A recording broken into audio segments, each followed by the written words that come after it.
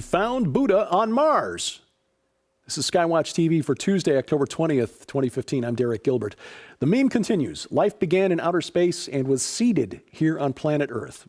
Mars watchers looking at photos from NASA claim that they found a statue of the Buddha on Mars, and even major media outlets reported on this one.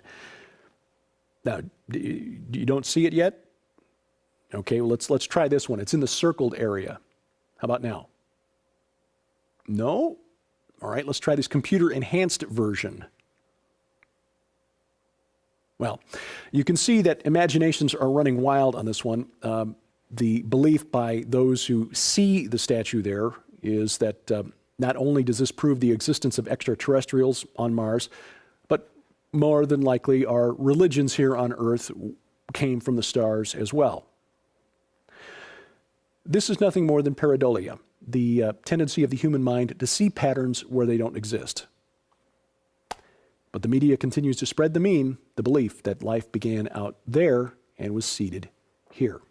Now, while I'm at it, we'll pass along this one as well. Researchers using the Kepler telescope to look for planets and faraway star systems have stumbled onto something very, very weird. About 1,500 light years away is a star with the elegant name KIC 8462852. It's got something orbiting the star, but it's not a planet. You see, when a planet comes between a star and the Earth, the light of that star dims for a few hours or a few days and then returns to normal. Now, whatever's passing in front of KIC 8462852 dims the star for 80 days at a time. That's 80 days at a time, and it happens at irregular intervals.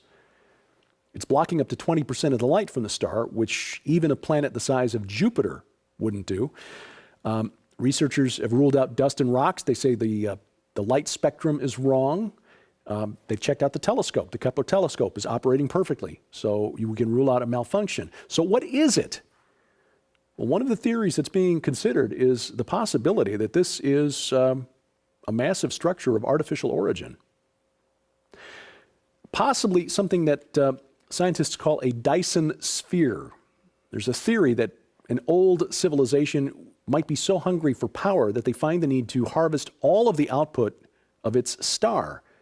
And to do that, they build a sphere or a number of ring-shaped collectors, solar collectors, around their star to harvest the energy. This is far-fetched, but frankly, there's more evidence for this than there is for that Buddha statue on Mars.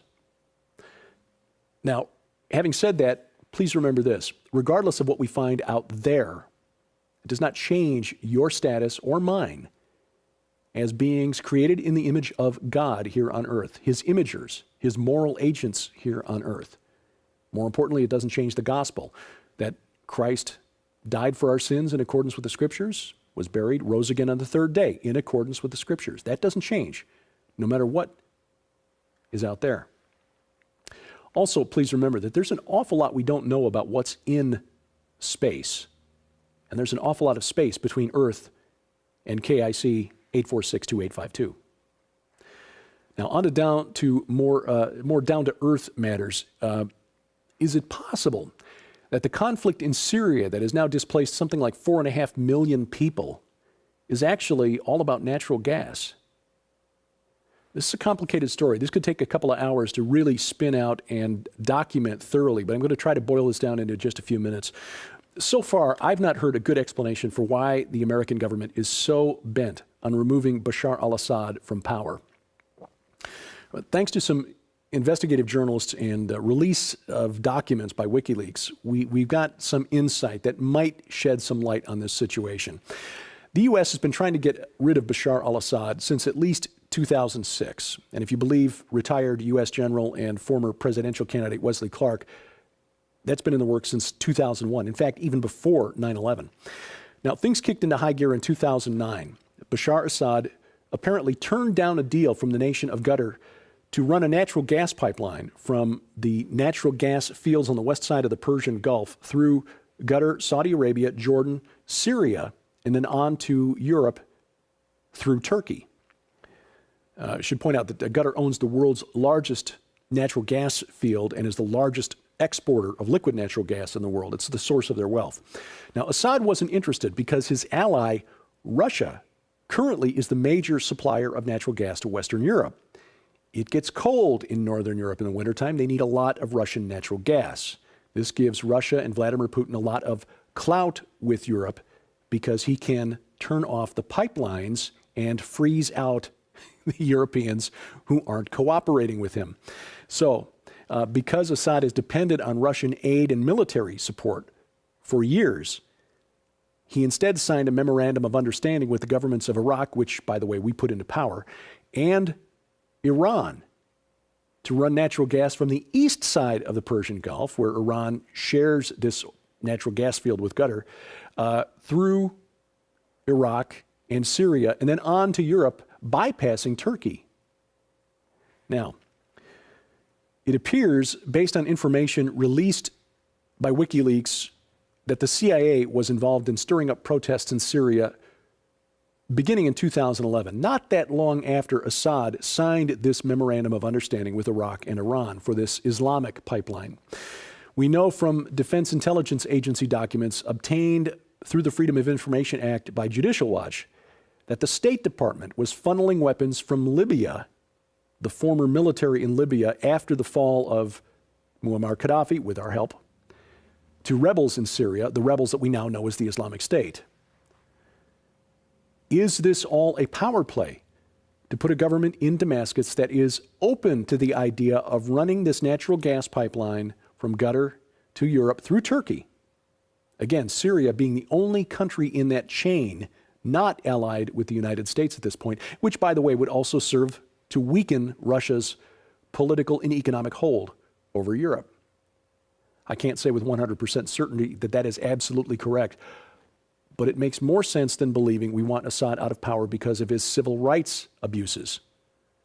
After all, at least for Christians, when Bashar Assad had complete control over the country, they had better lives than they do currently in, say, Saudi Arabia, our ally.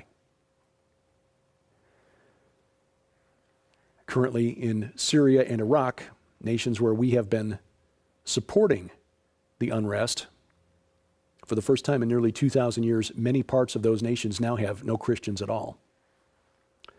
In other news, a disturbing incident on a flight from Lisbon to Dublin, an Aer Lingus flight. 25-year-old passenger got violent during the 2-hour trip and bit another passenger. He had to be restrained by the crew. He became unwell after being restrained, fell unconscious, and died. Was declared dead on arrival in Dublin. A post-mortem is now being conducted to find out the cause of death, which has not yet been determined. A secret conference in England last week featured judges and lawyers from around the world discussing how to make questioning the science behind the theory of man-made global warming illegal. Questioning global warming illegal. The 3-day gathering was held at London's Supreme Court, was funded by the Supreme Court, the British government, and the United Nations Environment Program. Now, UNEP, for 40 years, has been one of the biggest promoters of the idea that you and I are responsible for warming the planet. The theme of this meeting was that since it's unlikely that the governments of the world are actually going to sign a treaty agreeing to reduce global temperatures by 2 degrees Celsius, that courts, judges and lawyers should step in and start enforcing it as though it were the law. And we watch for events like this because climate change is the psychological club technocrats will use to get us to submit to a one-world government, for our own good, of course. And a few data points that remind us you and I should be working to get out of debt as quickly as we can. Walmart, which accounts for about 10% of U.S. retail sales, excluding big-ticket items like cars and so forth, dropped its earnings forecast for next year by 12%. Says that sales are stagnant and costs are rising. And so is competition from dollar stores like Dollar General and online retailers like Amazon.com, which, by the way, after Walmart made this announcement, its stock price fell to a point where Amazon now has larger market capitalization than Walmart. Another economic indicator pointing down, port traffic on the west coast of the United States. A third of all shipping containers now being transported out of the port of Los Angeles, the ports of Los Angeles and Long Beach, are empty. What does this mean? Well, typically those containers would be filled with certain high-end consumer goods bound for China, agricultural products, scrap metal, bulk waste that's recycled into products and packaging at factories in China. The Chinese economy is slowing down. Their stock market has been trending down, and a stronger dollar makes U.S. exports less competitive, hence the empty containers. And one other data point to consider, the Baltic Dry Index trending down, has been for the last month. This is based on a daily survey of freight agents around the world. They track the price of shipping cargo, such as coal, grain, iron, or raw materials used in the basic production of food and manufacturing. And when the index goes down, it indicates there's very little demand for shipping those goods, which means that manufacturing industrial output is slowing. The Baltic Dry Index has dropped about 22% from September. It's down about 20% over a year ago today. Well, beginning tonight, we launch a 5-week special investigative report on how science is fundamentally transforming reality, or transforming life as we know it on planet Earth. Transforming life for you and me in the search for immortality without God. Transforming the lives of those who've been entrusted to our care, like our pets. Tonight, we begin the first of a 2-part interview with the authors of a disturbing new book, Dead Pets Don't Lie. Co-authors Donna Howell and Joe Artis join us on SkyWatch TV tonight, 9:30 p.m. Eastern Time on the Christian Television Network. That's DirecTV Channel 376, Dish Network Channel 267, the Glory Star Satellite Channel 117. It will also stream live to the internet on the website of the Christian Television Network. Their website for the video stream is ctnonline.com. And the program will be posted to the SkyWatch TV Roku channel, the official SkyWatch TV channel on Roku, beginning tomorrow. And if you need instructions on how to add the SkyWatch TV channel to your Roku account, log on to skywatchtv.com/Roku. Registration's going very quickly for the 2016 Rocky Mountain International Prophecy Conference. Our friends at Prophecy Watchers are handling the registrations, and when they officially went live last week, kind of broke their website. Speakers include Bill Salas. He'll have plenty to say about the turmoil in the Middle East and the prophetic implications. L.A. Marzulli will also be there, Avi Lipkin, Dr. Chuck Missler, and many others. 25 speakers in all, July 14, 15, 16, 17, 2016 in Colorado Springs. We'd love to see you there. Registration is open now at prophecywatchers.com. And during the month of October, as we draw closer to Halloween, we'd like you to have a Christian perspective on ghosts, vampires, demons, even dragons. A collection of essays on the spooky and the supernatural from a Christian perspective. God's Ghostbusters is our gift to you during the month of October for your financial gift of any size to SkyWatch TV. Please log on to skywatchtv.com for instructions on how to donate. And for your comments, questions, and suggestions, please send those to dgilbert@skywatchtv.com. We thank you for those, and we thank you for watching as we keep watch. I'm Derek Gilbert, and this is SkyWatch TV. Coming exclusively from SkyWatch TV for a very limited time starting November 17th, 2015. When you purchase the new documentary film Inhuman and the companion book Dead Pets Don't Lie from SkyWatch TV, you'll receive the largest giveaway in SkyWatch TV history. An unprecedented $300 in free books, audio sets, and DVDs to add to your library or to give away as gifts during this holiday season.